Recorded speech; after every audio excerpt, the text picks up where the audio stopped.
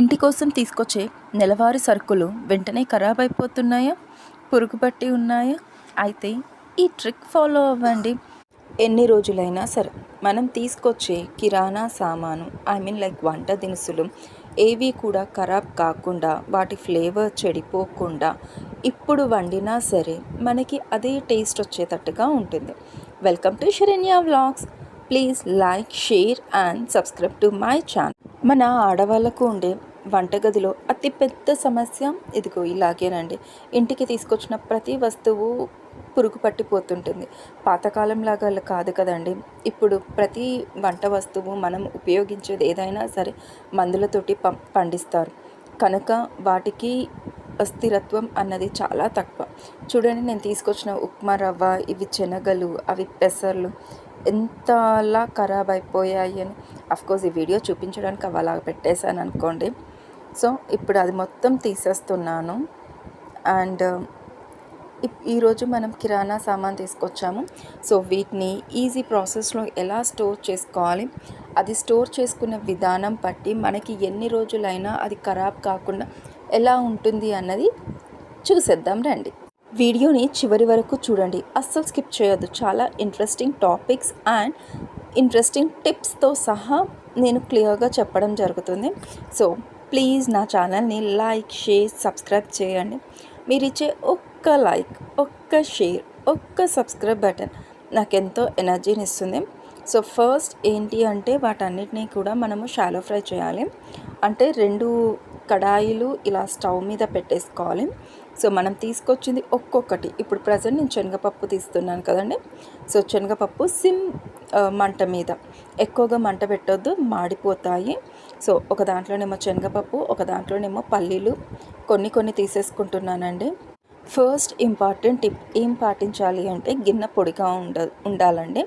So stove మీద కొంచెం గిన్నె అన్నది వాటర్ మార్క్ లేకుండా వేడయిన తర్వాతే మనం తీసుకొచ్చినవి పల్లీలు, శనగపప్పు, పుట్నాలు అండ్ ఉప్మా రవ్వ, ఇడ్లీ రవ్వ, పెసరపప్పు ఇవన్నీ కూడా మనము చిన్న మంట మీద సిమ్ ఫ్లేమ్తోనే మనం వాటిని చక్కగా ఫ్రై చేయాలండి. సో టైం పడుతుందండి, ఇది మాత్రం చెప్తాను. నాకు ఇదంతా ఫినిష్ చేయడానికి 1 డే పట్టింది. మార్నింగ్ దగ్గర ఇట్స్ లైక్ 3 to 4 hours వరకు నాకు టైం పట్టిందండి. అండ్ మధ్యలో ఇలాంటి పురుగులు కూడా, ఖరాబ్ అయిన పల్లీలు కూడా వస్తాయి. సో అది చూడండి. సో మనకి ఏంటి అంటే పల్లీలు అన్నది కంప్లీట్గా ఇలా షాలో ఫ్రై చేశాను. అండ్ చేసిన తర్వాత ఒక వెడల్పాటి ప్లేట్ ఆర్ బేసిన్ లాంటిది తీసేసి చక్కగా గాలి వచ్చే ప్రదేశంలో నేనైతే ఫ్యాన్ కింద వాటిని ఆరబెట్టానండి. అస్సలు కూడా అవి హీట్ ఉండొద్దు, ఎందుకంటే మనం మొత్తం దాన్ని షాలో ఫ్రై చేసాం కదా. ఇలా వేడితోటే మనం డబ్బాలల్లో కానీ స్టోర్ చేస్తే అవి త్వరగా ఖరాబ్ అయిపోతాయి. సో దట్ ఏంటి అంటే ఒక ప్లేట్లో వేసేసి దాన్ని ఫ్యాన్ కింద చల్లారనివ్వాలి. నేనైతే ఫ్యాన్ కింద చల్లారనిచ్చాను. మనం బయట కూడా పెట్టుకోవచ్చు. సో పల్లీలు అయిపోయినాయి కదండి. ఇప్పుడు నేను కందిపప్పు తీసుకున్నాను. సో ఇది కూడా చక్కగా మనం ఫ్రై చేసుకోవాలి. అండ్ ఇంకొకటి ఇంపార్టెంట్ టిప్ ఏంటి అంటే మనం తీసుకునే ఏదైనా సరే ఆ బవన్ అన్నది కొంచెం వెడల్పుగా మందంగా ఉండాలి. అండ్ మందంగా ఉండాలి. సో దట్ ఏంటి అంటే మనకి కలపడానికి ఈజీగా ఉంటుంది అండ్ త్వరగా అవి మాడిపోవు. సో ఇది ఇడ్లీ రవ్వ అండి.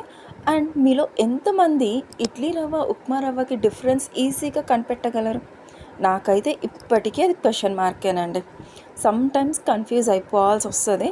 బట్ ఆఫ్టర్ 2 to 3 minutes దాన్ని అబ్జర్వ్ చేసిన తర్వాత ఆ డిఫరెన్స్ అన్నది తెలిసిపోతుంది. వీడియోని చివరి వరకు చూడండి, అస్సలు స్కిప్ చేయొద్దు. ఆడవాళ్ళకి సంబంధించిన అతిపెద్ద ప్రాబ్లంకి సొల్యూషన్ ఈరోజు మనం కనుక్కోబోతున్నాము. సో చూడండి, పల్లీలు అయితే చక్కగా చల్లారిపోయాయి. సో నేను అది బాక్స్లో పెట్టేశాను. అండ్ ఇప్పుడు ఉప్మా రవ్వ అండి. సో ఇంకొక బౌల్లో ఉంది కదండి మనకి కడాయి, అందులో ఉప్మా రవ్వ వేశాను. అండ్ మెయిన్ ఇంపార్టెంట్ టిప్ ప్రతి ఒక్కదానికి కూడా ఏమిటి అంటే సిమ్ ఫ్లేమ్ తోటే మనము ఇవన్నీ షాలో ఫ్రై చేయాలి. అండ్ ఇందులో టేస్ట్ వస్తుంది, స్మెల్ బాగుంటుంది అని నెయ్యి కానీ అదర్ కానీ మనం అస్సలు వాడొద్దు. అండ్ ఇంకొకటి, ఇలా చేసుకోవడం వల్ల మనకి 2 బెనిఫిట్స్ ఉన్నాయి. ఆ 2 బెనిఫిట్స్ ఏంటి అంటే ఫస్ట్ థింగ్, మనం తీసుకొచ్చే ప్రతి కిరాణా వస్తువు ఎన్ని రోజులైనా పురుగు పట్టకుండా పాడవ్వకుండా అది అలాగే నిలువ ఉంటుంది. అండ్ సెకండ్ థింగ్ ఏంటి అంటే ఇప్పుడున్న బిజీ స్కెడ్యూల్లో ప్రతి ఒక్కరము హడావిడిగా లైఫ్ డ్యూయల్ రోల్స్ ప్లే చేయాల్సి వస్తుంది.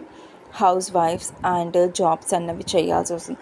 సో ఇక్కడ మనము ఆల్రెడీ 50% ఎబో మనం వీటిని షాలో ఫ్రై చేసాం కాబట్టి నెక్స్ట్ టైం మనం పల్లి చట్నీ చేసుకునేటప్పుడు కానీ ఉప్మా రవ్వ చేసుకునేటప్పుడు కానీ పప్పులు కానీ మనం ఎక్కువసేపు ఫ్రై చేయాల్సిన అవసరం లేదు.